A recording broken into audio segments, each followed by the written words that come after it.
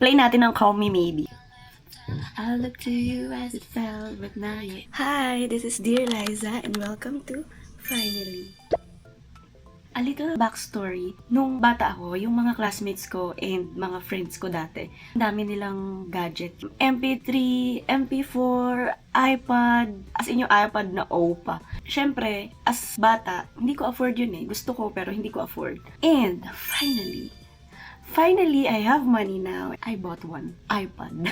Sobrang hirap maghanap nito. Dati ko pa gusto talaga nito kasi nga may mga times na ayokong mag-search or mag-internet para lang sa music. Ayoko nung laging nakakonect para lang sa music. Music lang naman yung need. Nag-search ako. iPad alike. I found this one. Hindi ko pa siya na-designan pero de-designan ko siya. And yung binili ko is yung 8 gig. Feeling ko super lucky niya na para sa mga music lang. And open natin. May speaker siya ha, ayan o. Pwede siyang mag-play kahit wala siyang earphone. Medyo nakakalito lang to kasi hindi siya yung normal. Like, kunyari, ito right, mag-right ka.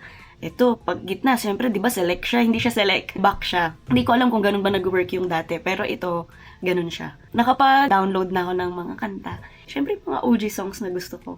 Mga Justin Bieber, and yung bago ngayon na SB19. Tingnan mo, nalilito ako kung anong pipindutin ko. Play natin ang Call Me Maybe. Ito, hindi yan yon. Ito dapat taas. Mamatay. Mali ako! Mali ako! Hindi yun, for volume. Namatay tuloy. Nalilito pa ako sa ano niya eh. I look to you as it fell, but now you're in my way. Tapos, meron siyang kasamang earphone na white. Pink ang favorite ni ate girl. Wait lang, paano ba ito i-post? Paano ba ito i-post? Putik. Yon, na-post na. Bumili ako ng earphone sa Miniso na Barbie. Wala na siya dyan kasi na-open ko na nga. And ito siya. It's so cute! Matagal ko na tong inaay, itong Barbie earphone sa Miniso.